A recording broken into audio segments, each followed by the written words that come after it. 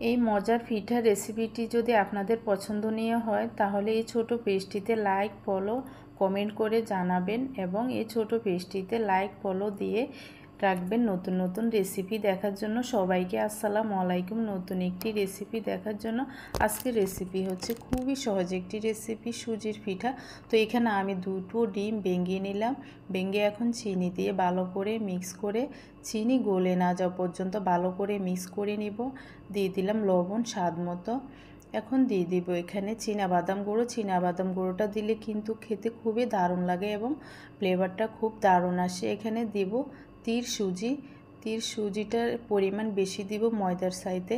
এরপরে ভালো করে মিক্স করে নেব ডিমের সাথে। মিক্স করা হয়ে গেলে এখানে কিন্তু আমি কোনো পানি অ্যাড করব না। দিয়ে দিলাম এখানে লিকুইড দুধ, নর্মাল করে রাখা দুধ দিয়ে ভালো করে মিক্স করে নিলাম। ঘনত্বটা ঠিক এভাবে হবে। এখন ঢাকনা দিয়ে রেখে দিব 2 থেকে 3 মিনিট। চুলায় একটা কড়াই বসিয়ে দিয়ে দিব পরিমাণ মতো সয়াবিন তেল। তেল গরম হয়ে গেলে চুলার আঁচটা মিডিয়ামে রেখে পিঠাগুলো একে একে দিয়ে দিব। ব্রাউন কালার হয়ে গেলে পিঠা নামিয়ে নেব। দেখেন কতটা ফুলে ডাবল হয়ে গেছে। এই রেসিপিটি যদি ভালো লেগে থাকে অবশ্যই এই ছোট পেজটিতে লাইক ফলো দিয়ে পাশে থাকবেন। সুন্দর নাস্তায় অথবা ঝটপট মেহমান আপ্যায়নে এই রেসিপিটি বানিয়ে নিতে পারেন। সবাইকে আল্লাহ হাফেজ।